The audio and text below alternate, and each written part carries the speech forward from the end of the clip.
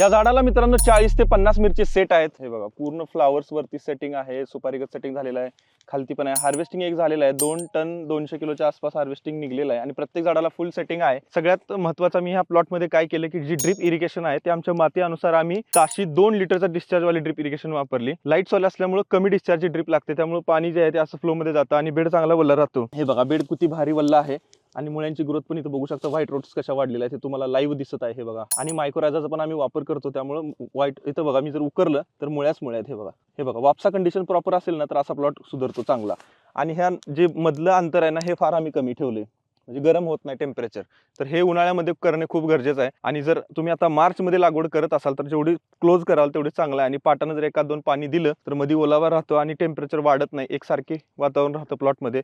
आता हा माझा प्लॉट 60 दिवसाचा आहे, किती हाईट झालेला आहे हे बघा. आणि सेटिंग पण एक नंबर आहे. तर सगळं इरिगेशनचा सगळ्यात महत्त्वाचा मेन खेळ मला वाटला. आणि त्यानंतर थ्रिप्स कंट्रोल आणि न्यूट्रिशन या गोष्टींवर आम्ही ध्यान दिलं. अशाच माहितीसाठी मित्रांनो फॉलो करायला विसरू नका.